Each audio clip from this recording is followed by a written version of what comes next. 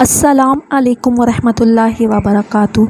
शादी के फ़ौरन बाद मैं अपने शोहर के साथ हज पर चली गई, लेकिन वहाँ पहुँचते ही मेरे शोहर ने ऐसी बात कही कि मेरे होश उड़ गए। वो मुझे तलाक देना चाहता था क्योंकि मैं उसकी पसंद नहीं थी। बड़ी मुश्किल से मैंने उसके साथ कुछ दिन गुजारे।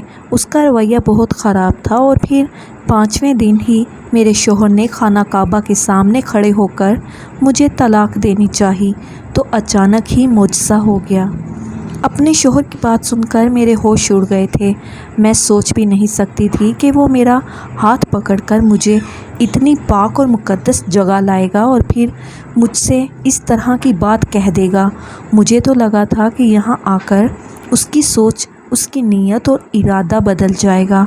मैंने सोचा था कि इस पाक जगह पर मैं अल्लाह ताला के हजूर माथा रखकर गिड़गिड़ाऊंगी और अपने रिश्ते की बका मांग लूँगी, लेकिन मुझे क्या मालूम था कि यहाँ आते ही वो मुझे एक ऐसा फ़ैसला सुनाएगा जो मेरी पूरी ज़िंदगी को बदल कर रख देगा।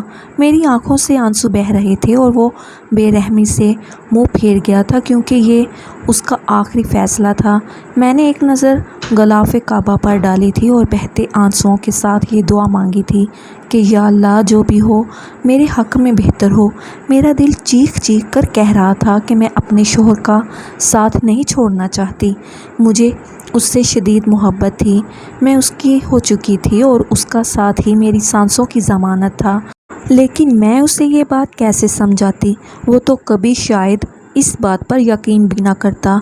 हरम पाक के सहन से निकलकर जब हम वापस अपने होटल पहुँचे तो मेरी दिल की दुनिया उलट चुकी थी। मैं सुबह बहुत खुशी हरम पाक गई थी, लेकिन वापसी में मेरा दिल बहुत ज़्यादा अफसुर्दा था। अपने शोहर से बिछड़ जाने की सोच ही मेरे लिए बहुत तकलीफ़दा थी। मैंने एक नज़र अपने शोहर पर डाली और बात करने की कोशिश की, लेकिन उसकी नज़रों में मेरे लिए ना मोहब्बत थी और ना ही मेरे दिल में कोई जगह। वो इस तरह मुँह फेर कर सोया था जैसे दो अजनबी एक छत के नीचे रहते हैं। कभी कभी हम लड़कियों की एक छोटी सी गलती हमारी पूरी ज़िंदगी बर्बाद कर देती है, और मेरी एक गलती ने भी इसी तरह मेरी ज़िंदगी ख़राब की थी कि मेरा शोहर मुझे इतना भयानक फ़ैसला सुना चुका था। हरम पाक में खड़े होकर मेरे शोहर ने साफ लफ्ज़ों में कह दिया था कि वो अपने और मेरे रिश्ते को ख़त्म करना चाहता है और वो मज़ीद मेरा बोझ बर्दाश्त नहीं कर सकता। मैं अपने शोहर के लिए सिर्फ़ और सिर्फ एक बोझ थी। ये सुनकर मुझे बहुत सदमा हुआ था। मैंने उसकी खातिर क्या कुछ नहीं किया था। अपना आप मिट्टी में रौंद डाला था, अपनी अना को पस्त पुश्त कर डाला था। हर वक्त खुद को उसके कदमों में ढेर कर दिया करती थी, लेकिन ना जाने क्यों उसका दिल इतना पत्थर हो चुका था कि वो मेरी गलतियों को माफ़ करने को भी तैयार नहीं था। मैं एक बार फिर जान मास बिछाकर खुदा के हजूर गिड़गिड़ाने लगी कि या अल्लाह, किसी तरह इस मामले को ठीक कर दे, मेरी नादानियों को माफ़ कर दे और मेरे शोहर के दिल में मेरे लिए रहम डाल दे, क्योंकि मेरे बूढ़े माँ बाप तो ये सदमा बर्दाश्त भी नहीं कर सकते थे। और फिर ऐसे ही धीरे धीरे दिन गुजरने लगे। 5 दिन 5 सदियों पर मुहित थे। एक एक पल भारी था क्योंकि मेरा शोहर एक नज़र भी मुझ पर नहीं डालता था। और फिर 5वें दिन जब हम हरम पाक के सहन में पहुँचे तो मेरी आंखों में आंसू थे। मैं बस अल्लाह पाक के घर को देख रही थी और दिल शिद्दत से गिरफ्तारी कर रहा था कि उसी वक्त मेरे शोहर ने मेरी तरफ देखा और एक ऐसी बात कही कि मेरे होश उड़ गए, क्योंकि मेरे शोहर ने तो खुदा को गवाह बनाकर, मेरा नाम गुलबानो है, मैं अपने गांव की सबसे खूबसूरत लड़की थी और अपने बाबा की बहुत ही लाडली बेटी इकलौती होने की वजह से अब्बा ने हमेशा सर आंखों पर बिठाया था। मेरी छोटी से छोटी फरमाइश पूरी कर देते थे। अब्बा ने कभी ये ना जताया कि उनके हालात कैसे हैं, उनके पास पैसे हैं या नहीं। बस मैं जो कहती वो पूरा हो जाता। यहाँ तक कि मेरी खुशी की खातिर अब्बा ने मुझे दूसरे गांव भिजवाकर तालीम भी दिलवाई थी और अपनी इस खुशबख्ती पर मुझे बड़ा नाज महसूस होता था। मैं हाथ से कढ़ाई और दूसरा सामान बनाती थी और वही हमारे गांव के मेले में बहुत ज़्यादा फ़रोख्त भी हुआ करता था, क्योंकि मेरे हाथ में बड़ी सफाई थी। मेरे बड़े ताया मुझे बहुत चाहते थे और उनकी बदौलत ही सब कुछ मुमकिन हो पाया था, क्योंकि उन्होंने ही मुझे दूसरे गांव लाने ले जाने की जिम्मेदारी उठाई थी। हम गांव वाले सादा से लोग थे, हमारी पहाड़ी ज़िंदगी थी। हमारा गांव पहाड़ों के दरमियान था। दूसरी दुनिया की तरह चालाकी या फिर लोगों के जज्बात से खेलना हमें नहीं आता था। बस मोहब्बत करना और पाकीज़गी के साथ उसे निभाना ही हम लोगों की ज़िंदगी का ख़ासा था। लेकिन हम जैसे लोगों की ज़िंदगी में कभी कभी कुछ ऐसे लोग भी शामिल हो जाते हैं जो मुखलिस तो नहीं होते, लेकिन मुखलसी का दिखावा ज़रूर करते हैं। मेरे साथ भी कुछ ऐसा ही हुआ था। मेरी ज़िंदगी में भी एक ऐसा ही इंसान आया जिसने मोहब्बत की चादर ओढ़कर मुझे बेआबरू कर दिया, मेरी ज़िंदगी ख़राब कर दी। वो मेरी इज़्ज़त का तमाशा बनाकर सरे राह मुझे रुस्वा कर बैठा। मैं इतनी बेवकूफ़ थी कि उसकी बातों में आ गई और अपना सब कुछ हार बैठी, अपनों की मोहब्बत भी और अपनों की इज़्ज़त भी। जुलाई का महीना था। हमारे गांव में हमेशा जुलाई के महीने में एक ख़ास फेस्टिवल लगता था जिसमें मेले से लेकर बहुत सारी चीज़ें होती हैं। काफ़ी ज़्यादा लोग शहर से कवरेज करने के लिए भी आते हैं। हमारे गांव के जो वडेरे थे वो बहुत ही अच्छे थे, गांव के लोगों का बहुत ख्याल रखते थे और ये मेला भी इसीलिए लगाया जाता था ताकि गांव वालों की मेहनत दुनिया की नज़रों में आ सके। इस गांव में ज़्यादातर लोग कढ़ाई का काम करते थे और इस मेले के ज़रिए से ये काम दुनिया तक पहुंचाया जाता था। इसी मेले में एक शख्स सारंबी शहर से आया जो बहुत ही ज़्यादा जवान और हसीन था। वो एक फ़ोटोग्राफ़र था और अपना यही शौक़ पूरा करने के लिए वो हमारे गांव आया था ताकि यहाँ के हुस्न को अपने कैमरे में कैद कर सके। लेकिन न जाने किस घड़ी उसके कैमरे में मैं कैद होने वाली किसी तस्वीर का एक मंज़र बन गई। अगले दिन जब मैं मेले में अपने बाबा के साथ गई ताकि अपने हाथ का काम फ़रोख्त कर सकूं, तो वो मुझे ढूंढता हुआ मुझ तक पहुंच गया और फिर उसने अपना कैमरा मेरी तरफ किया जिसके छोटे से खाने में मेरी तस्वीर जगमगा रही थी। मैं ये देखकर हैरान हुई और फिर गुस्से से पूछा कि आपने मेरी तस्वीर क्यों ली है? तो वो मुस्कुराकर कहने लगा, ताकि आपको बता सकूं कि आप कितनी खूबसूरत हैं। उसकी बात सुनकर मैं हक्का बक्का रह गई। तो उसने गहरी नज़र मुझ पर डाली और कहने लगा, मैंने जानबूझकर नहीं ली। किस्मत ने खुद ब खुद आपको ना सिर्फ मेरे कैमरे में कैद कर दिया है, बल्कि लगता है कि जल्दी आप मेरे दिल में भी कैद हो जाएंगी। कल मैं सारी रात बैठकर इस तस्वीर को देखता रहा और फिर ये सोचता रहा कि पता नहीं मुझे ये चेहरा दोबारा देखने को मिलेगा भी या नहीं। और आज आपको यहाँ देखकर मेरा दिल खिल उठा है। उसकी बातों में मोहब्बत की ऐसी चाशनी थी कि मैं हैरान रह गई थी। मैंने पहली बार किसी के मुंह से अपने लिए ऐसे लफ्ज़ सुने थे। खुद ब खुद मेरा चेहरा शर्म से लाल हो गया था और फिर मैं अपने काम में मसरूफ़ हो गई थी। लेकिन वो तस्वीर खींचते हुए गाहे बगाहे मुझ पर नज़र डालता और कई दफ़ा मुझे ऐसा भी महसूस हुआ जैसे वो बहाने बहाने से मेरी तस्वीर बना रहा हो। कुछ देर तो मैं ये नज़रअंदाज करती रही, फिर मौका देखकर उसके पास चली गई और कहा कि आप इस तरह मेरी तस्वीर नहीं बना सकते, मैं अपने बाबा से शिकायत लगा दूँगी। मेरी बात सुनकर वो मुस्कुराया और कहने लगा, हम शहरी लोग गांव की खूबसूरती को ही तो एक्सप्लोर करने के लिए आए हैं और यहाँ मेरी नज़र में सबसे ज़्यादा खूबसूरत आप हैं। उसकी बात पर एकदम ही मैं खामोश हो गई थी। फिर मैंने कहा कि ये अच्छी बात नहीं है। हम गांव की औरतें हैं और अपनी शर्म व हया और पर्दे का ख्याल भी रखती हैं। वो कहने लगा, फ़िक्र ना करें, मैं आपका पर्दा ख़राब नहीं करूँगा। और इसके बाद वो दूसरी तस्वीर खींचने में मसरूफ़ हो गया। जबकि बाबा की आवाज़ पर मैं लौट आई। फिर उस शाम जब हम मेले से अपना सामान समेटने लगे, वो धीरे से मेरे पास आया और कहने लगा, मैं कुएं के पास आपका इंतज़ार कर रहा हूँ, किसी न किसी बहाने से मुलाकात के लिए आ जाएं। उसकी बात सुनकर मैं उछल पड़ी कि गैर लड़की को मुझसे मुलाकात की क्या ज़रूरत पेश आ गई थी। लेकिन फिर उसकी मीठी मीठी बातों के आगे मेरा दिल बेईमान होने लगा। सच तो ये था कि मेरी उम्र में लड़कियां ऐसी बातों पर पागल हो जाती हैं। मैंने भी हामी भर ली और फिर बाबा के साथ सारा सामान घर पहुंचाने के बाद उनसे कुछ देर सस्ताने की इजाज़त मांगी कि मैं किसी दरख्त के नीचे आराम करना चाहती हूँ। बाबा कहने लगे, मगरिब से पहले लौट आना। मैं फ़ौरन घर से निकल पड़ी और कुएँ के पास पहुँची तो वो पहले से ही मेरा मुंतज़िर खड़ा था। مجھے دیکھ کر میرا ہاتھ پکڑ لیا۔ اس کی اس بے باکی پر میں حیران ہوئی تو کہنے لگا، گلبانو تم بہت ہی خوبصورت ہو، سچ کہوں تو میں تم پر دل ہار بیٹھا ہوں۔ اور پھر وہ مجھ سے دل لگی کی باتیں کرنے لگا جنہیں سن کر میں نہ صرف حیران ہو رہی تھی بلکہ شرما بھی رہی تھی۔ ایک شہری جوان اور حسین لڑکا میری محبت میں اس قدر دیوانہ ہو رہا تھا، میرے لیے خوش ہونا تو بنتا تھا، لیکن مجھے کیا معلوم تھا کہ شہری لوگ کیسے دل کے مالک ہوتے ہیں۔ میں نے تو اب تک گاؤں کے سادہ لوگوں کو ہی دیکھا تھا۔ اس نے مجھ سے خوب میٹھی میٹھی باتیں کی اور پھر میں اپنے گھر لوٹ آئی، لیکن اس رات میں سارا وقت سارم کے خیالوں میں ڈوبی رہی۔ وہ مجھ سے شادی کی بات بھی کر چکا تھا اور یہ بات مجھے بہلانے کو کافی تھی کہ وہ مجھ سے شادی کرنا چاہتا ہے، اسی لیے مجھ سے اتنی محبت کا اظہار کر رہا ہے۔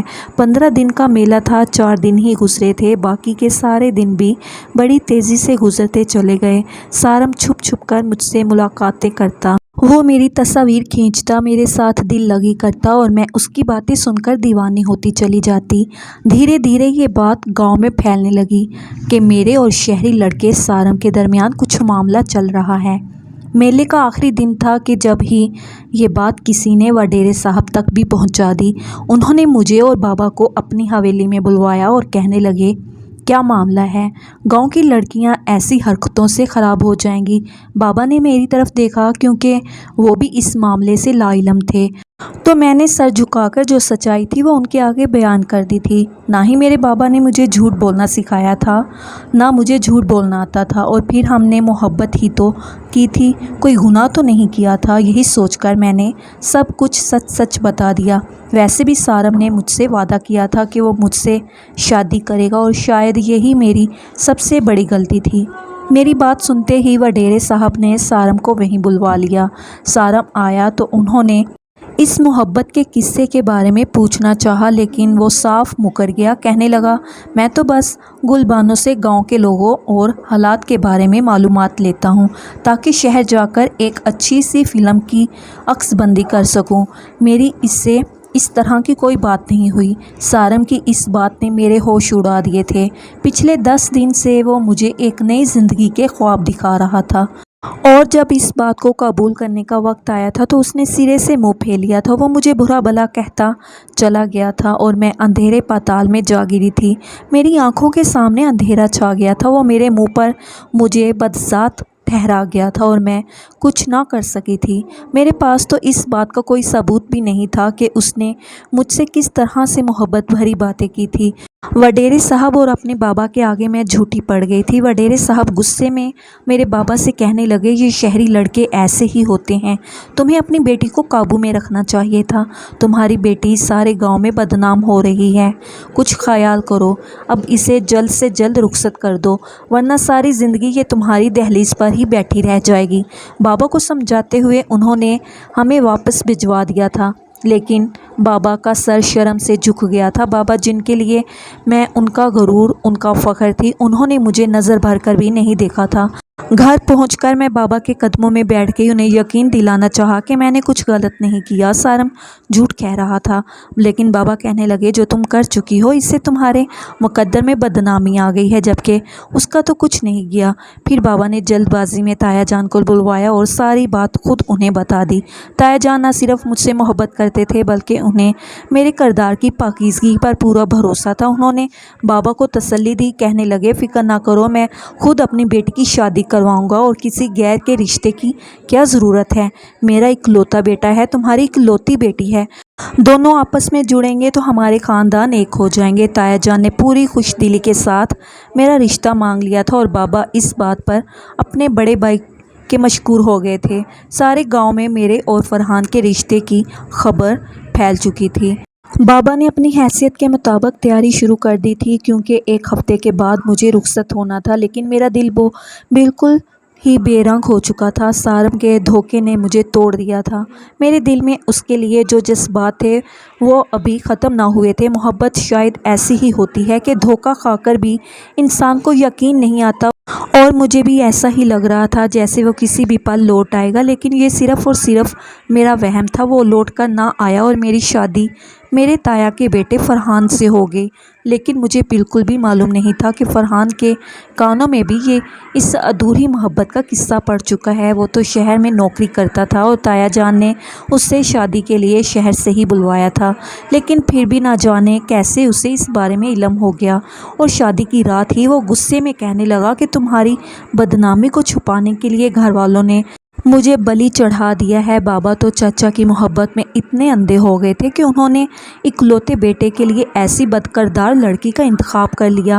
میں نے اپنے بابا کے دباؤ میں آ کر تم سے شادی تو کر لی ہے، لیکن یاد رکھنا کہ تم کبھی میری زندگی میں میری بیوی کی جگہ نہیں لے سکتی۔ میرے شوہر نے ایک نظر میری طرف نہیں ڈالی تھی اور اٹھ کر چلا گیا تھا۔ میرا دل ٹوٹ کر چکنا چور ہو گیا تھا۔ میری غلطی صرف اتنی تھی کہ میں نے ایک انجان لڑکے پر بھروسہ کر کے اس سے ملاقاتیں کی تھی، لیکن اس سے آگے ہمارے درمیان کچھ نہیں ہوا تھا۔ مگر میں اپنے کردار کی گواہی کس کو اور کیسے دیتی؟ میرے پاس تو فرحان کو کہنے کے لیے بھی کچھ نہیں تھا۔ میں دل مسوس کر کے رہ گئی۔ میں نے اسے بہت یقین دلانا چاہا، لیکن اسے گاؤں والوں کی باتوں پر میری باتوں سے زیادہ یقین تھا۔ دھیرے دھیرے دن گزرنے لگے اور ہماری شادی کو 15 دن ہو گئے، لیکن فرحان کے رویے میں کوئی لچک نہ آئی۔ وہ بار بار اٹھتے بیٹھتے مجھے یہی کہتے کہ میرا تو شہری لڑکے کے ساتھ تعلق تھا، پھر وہ مجھے کیسے اپنا سکتے ہیں؟ بس اپنے بابا کی خاطر وہ مجھے برداشت کر رہے تھے۔ پھر میرے تایا جان نے ہی ہمارے حج کا انتظام کر دیا۔ وہ چاہتے تھے کہ میں اور ان کا بیٹا اپنی نئی زندگی کی شروعات ایک نیک سفر سے کریں۔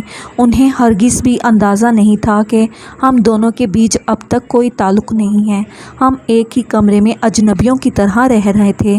تایا جان نے ہی سارے انتظامات پورے کر کے اور ہم دونوں کو حج پر بھیج دیا۔ حج سے واپسی پر مجھے اپنے شوہر کے ساتھ شہر جانا تھا، کیونکہ فرحان شہر میں ہی نوکری کرتا تھا اور وہیں ہماری نئی زندگی کی مکمل طور پر شروعات ہونی تھی۔ لیکن کسے معلوم تھا کہ فرحان کے دل میں کیا چل رہا ہے؟ جب تک ہم گاؤں میں تھے وہ اپنے بابا کی وجہ سے بالکل خاموش تھا، کیونکہ اسے معلوم تھا کہ اس کے بابا مجھ سے کتنی محبت کرتے ہیں۔ لیکن جیسے ہی ہم گاؤں سے باہر نکلے اور حج پر پہنچے تو اس نے اپنے دل کی بات کھول کر میرے آگے رکھ دی کہ وہ مجھے طلاق دینا چاہتے ہیں۔ مزید میرے ساتھ گزارا اس کے لیے ممکن نہیں ہے۔ اس نے مکمل طور پر یہ بات مان لی تھی کہ میں ایک بے حیا اور بد کردار لڑکی ہوں، اور اب میں چاہ کر بھی اپنے کردار کی گواہی اسے نہیں دے سکتی تھی۔ اس نے صاف لفظوں میں کہہ دیا تھا کہ وہ مجھے چھوڑ دے گا، اور یہ بات میرے لیے بہت ہی مشکل تھی۔ میں پہلے ہی بہت بدنام ہو چکی تھی، اور اب اگر فرحان مجھے طلاق دیتا تو میرے پاس جینے کی کوئی وجہ نہ بچتی۔ میں دن رات آنسو بہانے لگی تھی۔ دل چاہتا تھا کہ میں اپنے آپ کو ماروں پیٹوں اور سوال کروں کہ میں نے ایک انجان لڑکے پر بھروسہ ہی کیوں کیا، لیکن اب پچھتانے سے کیا ہو سکتا تھا۔ اور پھر جب ہم پہلی دفعہ حرم کے صحن میں پہنچے تو وہاں میرے شوہر نے کھل کر اپنے جذبات کا اظہار کیا اور مجھے بتا دیا کہ یہ رشتہ بس کچھ ہی دنوں پر محیط ہے، اور وہ کچھ دن میں نے بڑی مشکل سے گزارے تھے۔ ایک ایک لمحہ مجھ پر بہت بھاری تھا۔ میں بس خاموشی سے اپنے شوہر کی خدمت میں مصروف تھی، سارا وقت اس کے کام کاج کرتی اور سر جھکا کر رکھتی، کبھی تلاوت قرآن پاک کرتی تو کبھی نماز پڑھتی اور کبھی جھولی اٹھا کر اللہ تعالیٰ سے اپنے رشتے کی دعا مانگتی۔ مجھے معلوم تھا کہ یہ رشتہ اب بس جلدی ختم ہونے والا ہے۔ جس دن فرحان کی صبر کی حد ختم ہوتی تو وہ مجھے چھوڑ دیتا، لیکن مجھے یہ نہیں پتا تھا کہ یہ دن اتنی جلدی پورے ہو جائیں گے۔ 5 دن ہی گزرے تھے کہ فرحان اور میں حرم کے صحن میں موجود تھے، جب فرحان نے اچانک ہی میری طرف دیکھا اور کہنے لگا کہ گل بانو، اس سے زیادہ میں تمہیں برداشت نہیں کر سکتا۔ میرا دل ہر وقت مجھے کوستا ہے کہ میں کیسے ایک اتنی بری لڑکی کے ساتھ رہ سکتا ہوں۔ میں کبھی بھی تمہارے ساتھ پوری زندگی نہیں گزار سکتا، اسی لیے جو کام کل کرنا ہے میں وہ یہاں کرنا چاہتا ہوں، تاکہ میرا دل مطمئن ہو جائے اور میں اس بے سکونی سے نجات پا لوں۔ یہ کہہ کر فرحان نے ایک ایسی بات بتائی کہ میں دھنگ رہ گئی۔ کہنے لگا، گل بانو، میں بچپن سے ہی تم سے محبت کرتا تھا اور تم سے ہی شادی کرنا چاہتا تھا، لیکن تمہاری بد کرداری نے میرا دل خراب کر دیا۔ میری اپنی زندگی بھی تمہاری اس حرکت سے بہت بدل گئی ہے، لیکن میری محبت کے آگے میری انا کھڑی ہے اور میں اپنی انا کو کچل کر تمہیں قبول نہیں کر سکتا۔ اسی لیے آج اپنے پورے ہوش و حواس میں اپنے رب کو گواہ بنا کر میں اس رشتے کو، اس سے پہلے کہ میرا شوہر کچھ اور کہتا۔ اچانک ایک آواز میرے کانوں میں پڑی تھی۔ میں اس آواز کو بہت اچھی طرح پہچانتی تھی اور جیسے ہی میں نے پلٹ کر دیکھا تو میرے قدموں تلے سے زمین نکل گئی۔ احرام میں لپٹا وہ لڑکا کوئی اور نہیں بلکہ وہی تھا جس نے مجھے برباد کر کے رکھ دیا تھا۔ وہ میرے قریب آ گیا تھا اور میرے ہاتھ پاؤں کانپ رہے تھے۔ میرا شوہر تو پہلے ہی مجھے طلاق دے رہا تھا، لیکن مجھے یہ معلوم نہیں تھا کہ اس کے سامنے میں پوری طرح ہی بد کردار ثابت ہو جاؤں گی۔ دھیرے دھیرے سارم میرے قریب آیا اور پھر اس نے پہلے فرحان کو سلام کیا۔ فرحان نے اس کی طرف حیرت سے دیکھا کیونکہ فرحان اسے پہچانتا بھی نہیں تھا۔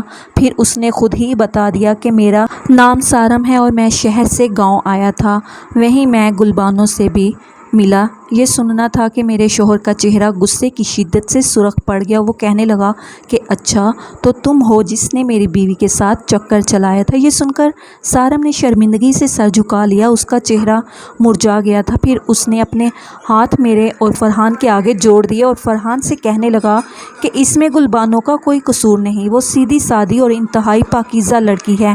میں ہی گمراہی کے راستوں پر چل پڑا تھا۔ میں نے سوچا تھا کہ کچھ دن گاؤں میں گزارنے ہیں تو کیوں نہ دل لگی کر کے گزار لوں۔ مجھے نہیں معلوم تھا کہ میری وجہ سے گلبانو کو اتنی بدنامی کا سامنا کرے پڑے گا۔ اچانک ہی میرا حج پر بلاوا آیا اور میں جب اپنا سامان باندھنے لگا تو یہ بات مجھے ستانے لگی کہ میری وجہ سے ایک معصوم لڑکی کی عزت خراب ہو رہی ہے۔ اسی لیے میں گاؤں گیا تاکہ گلبانو سے معافی مانگ لوں، لیکن مجھے پتہ چلا کہ اس کی تو شادی ہو گئی ہے اور وہ بھی حج پر آئی ہے، تو میرا دل بہت زیادہ اداس ہو گیا تھا۔ مجھے لگا کہ مجھے معافی مانگنے کا موقع نہیں ملے گا اور میرا حج بھی قبول نہیں ہوگا کیونکہ میں نے ایک معصوم لڑکی پر ظلم ڈھایا تھا۔ گاؤں پہنچتے ہی مجھے یہ بھی پتہ چل گیا تھا کہ گلبانو کی بدنامی کس حد تک ہو چکی ہے۔ اسی لیے میں بس خدا سے دن رات دعا مانگنے لگا کہ مجھے معافی مانگنے کا کوئی موقع مل جائے، اور آج قدرت نے اس جگہ پر میری دعا قبول کر لی۔ وہ مجھ سے معافی مانگتے ہوئے کہنے لگا کہ میں نے تو بس یوں ہی وقت گزاری کے لیے کچھ جملے کہہ دیے تھے، مجھے نہیں پتا تھا کہ اس کا تمہاری زندگی پر اتنا برا اثر پڑے گا۔ ہو سکے تو مجھے معاف کر دو تاکہ میری ساری عبادتیں قبول ہو جائیں۔ اس کے اس طرح کی معافی مانگنے اور اپنی غلطی کا اعتراف کرنے پر فرحان حیرت زدہ رہ گیا تھا۔ میں نے اسے معاف کر دیا تھا اور وہ چلا گیا تھا اور پھر میں فرحان کے آگے مجرم کی طرح کھڑی رہ گئی تھی۔ میرا سارا وجود لرز رہا تھا کیونکہ مجھے طلاق ہونے والی تھی۔ فرحان نے میری طرف دیکھا اور پھر اچانک مجھے سینے سے لگا لیا اور رونے لگا۔ اس کے رونے میں بہت شدت تھی۔ وہ مجھ سے معافی مانگنے لگا، کہنے لگا کہ وہ مجھ سے بہت محبت کرتا تھا، لیکن مرد اپنی مردانگی کے آگے ہار جاتا ہے، بس اسی لیے وہ مجھے اپنا نہیں سکا تھا۔ لیکن آج یہ جان کر میں بالکل بے قصور ہوں، با کردار ہوں۔ وہ اپنے آپ کو کوس رہا تھا۔ میں نے اسے معاف کر دیا تھا، میری ہر دعا قبول ہو گئی تھی۔ فرحان نے میرے ساتھ اپنی نئی زندگی کی خوبصورت شروعات اللہ تعالیٰ کے گھر سے ہی کی تھی۔ اس معجزے نے میری زندگی برباد ہونے سے بچا لی تھی۔ میں نے تو سوچا بھی نہیں تھا کہ سارم یہاں مجھ سے اس طرح ٹکرائے گا اور اپنی غلطی کا اعتراف بھی کرے گا، لیکن کبھی کبھی انسان کو اپنے گناہوں کا احساس ہو جاتا ہے اور پھر وہ معافی مانگ کر اپنے گناہوں کو دھو بھی ڈالتا ہے۔ سارم نے اپنے گناہوں کو دھو دیا تھا اور اس کے اس کام کی وجہ سے میری زندگی برباد ہونے سے بچ گئی تھی۔ میرا اور فرحان کا حج پورا ہونے والا ہے، کچھ ہی دنوں بعد ہم واپس لوٹیں گے اور اپنی نئی زندگی کو خوشیوں کے ساتھ شروع کریں گے۔ آپ بھی ہمارے حق میں دعا کیجیے گا اور میری سب لڑکیوں سے یہی گزارش ہے کہ کبھی کسی غیر لڑکے کی باتوں میں آ کر چوری چھپ کے ملاقات نہ کریں، شادی کے وعدے پر کسی سے ملنے نہ جائیں، کیونکہ یہی لڑکے ہماری عزتوں سے کھیل کر ہمیں رسوا کر کے چھوڑ جاتے ہیں۔ جسے آپ سے سچی محبت ہوگی وہ آپ کو ملنے نہیں بلائے گا بلکہ آپ کے لیے رشتہ بجوائے گا، عزت سے ہم ساری دنیا کے سامنے آپ سے نکاح کرے گا اور آپ کو ایک عزت والی زندگی دے گا۔ محترم ناظرین، مزید اس طرح کی سبق آموز کہانیاں اور واقعات سننے کے لیے ہماری ویڈیو کو لائک کریں، شیئر کریں اور ہمارے چینل کو سبسکرائب کرنا مت بھولیے۔